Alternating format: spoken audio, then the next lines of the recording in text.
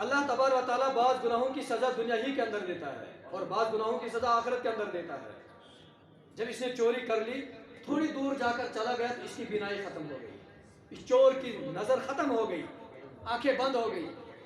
اب پریشان ہو گیا، اب شور اٹھایا، رونے لگا اور لوگوں کو کہنے لگا اے لوگوں، میں نے فلاں آدمی کی چوری کی ہے، میری بینائی ختم ہو گئی ہے، مجھے اس آدمی کے پاس لے جاؤ، میں معافی مانگوں گا، میں اسے معافی مانگوں گا، مجھ سے غلطی ہو گئی ہے تاکہ میری بینائی واپس آ جائے۔ لوگ اس کے پاس چلے گئے اور وہ جو آدمی جس کی چوری کی تھی وہ چلا گیا وہاں سے۔ اب قریب میں ایک حجام نائی کی دکان تھی وہاں پر، تو اس سے پوچھا کہ یہاں سے ایک آدمی چلتا تھا، میں نے اس کی چوری کی ہے، میں اسے معافی مانگنا چاہتا ہوں، مجھے اس کا پتہ بتا دو۔ اس حجام نے کہا وہ آدمی نماز پڑھنے کے لیے آتا ہے، اب جب دوسرا ٹائم نماز پڑھنے کے لیے آ جائے گا تو ہم اسے ملائیں گے۔ اب جب دوسرا ٹائم آیا اور اس نے کہا، وہ جو چور تھا اس کے قدموں میں گر گیا اور اس آدمی نے کہا تم کیوں میرے قدم میں گر رہے ہو، تم کیوں میرے سامنے جھک رہے ہو؟ اس چور نے کہا مجھے معاف کر دو، میں نے چوری کر لی ہے، مجھ سے گناہ ہو گیا ہے، آپ مجھے معاف کر دو، میری بینائی واپس آ گئی۔ اس آدمی نے کہا کہ جس وقت تو نے چوری کی تھی میں نے اسی وقت تجھے معاف کر دیا تھا، جس وقت تو نے چوری کی تھی میں نے اسی وقت معاف کیا تھا۔ چور نے کہا کیوں معاف کیا تھا؟ اس آدمی نے کہا میں نے اسی وقت معاف کر دیا تھا کیونکہ اللہ کے نبی کی حدیث تھی کہ جب تک نہ میری امت کا حساب مکمل ہوگا تب تک میں جنت میں نہیں جاؤں گا، لیکن جب تو نے میری چوری کی تو تیرا اور میرا مقدمہ اللہ کے سامنے پیش ہو جائے گا، پھر تیرا بھی حساب ہوگا میرا بھی حساب ہوگا، تو ہم دونوں کے حساب کی وجہ سے اللہ کے نبی کو جنت میں جانے میں دیر ہو جائے، اس لیے میں نے تجھے ابھی معاف کر دیا تاکہ میرے محبوب کو ایک سیکنڈ کے لیے بھی جنت میں جانے میں دیر نہیں لگنی چاہیے۔ یہ تھا عشق رسول۔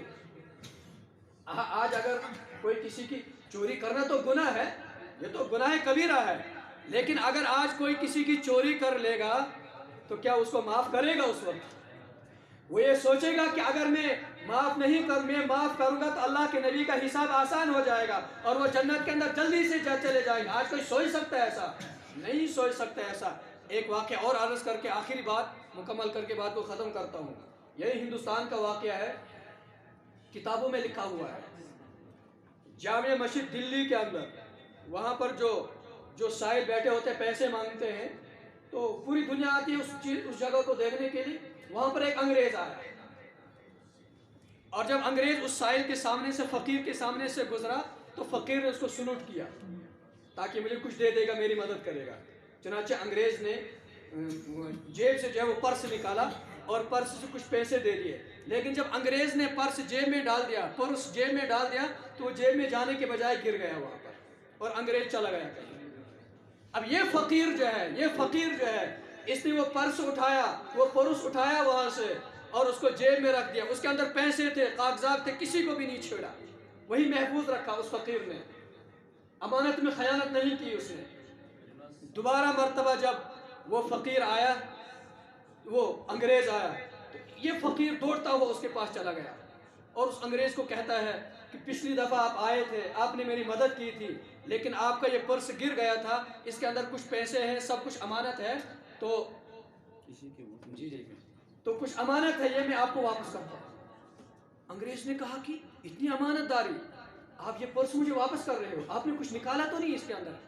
کہا نہیں۔ انگریز نے کہا مجھے یقین تھا کہ جس نے میرا پرس اٹھایا ہوگا تو اس نے تو پیسے لیے ہوں گے نا، پرس کو کیا کرتا، پیسے کو کس کرتا، پیسے نکالے، لیکن میں نے نہیں پیسے اٹھایا۔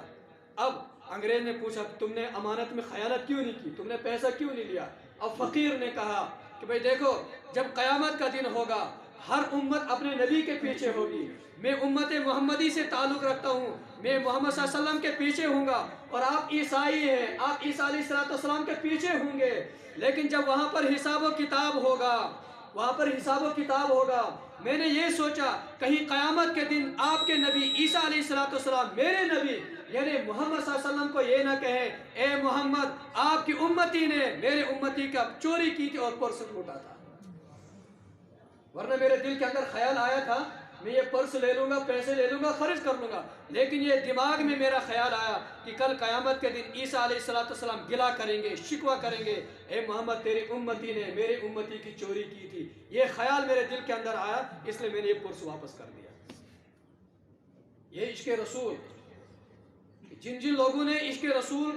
کے اندر مستو ہو چکے ہیں، عشق رسول کے اندر حقیقی معنی میں اترے، اللہ نے ان کو کامیاب کر دیا۔ اللہ تبارک و تعالی ہمیں عمل کرنے کی توفیق نصیب فرمائے۔ اس لیے اللہ کے نبی حدیثوں پر میں موضوع کو ختم کرتا ہوں، اس لیے اللہ کے نبی نے فرمایا تم میں سے کامل ایمان والا تب تک نہیں ہو سکتا ہے جب تک نہ وہ دنیا کی تمام چیزوں سے زیادہ مجھ سے محبت کرے گا، پھر وہ کامل ایمان والا ہو سکتا ہے، مکمل مسلمان ہو سکتا ہے۔ تب تک وہ کامل ایمان والا نہیں ہو سکتا ہے جب تک نہ اس کی تمام خواہشات میرے دین کے تابع ہو جائیں گے، پھر وہ کامل ایمان والا ہو سکتا ہے۔ پھر اس کے لیے وہی وعدے ہیں کامیابی کے جو سلف صالحین صحابہ کے کامیابی کے وعدے تھے۔ اللہ تبارک و تعالیٰ عمل کرنے کی توفیق نصیب فرمائے۔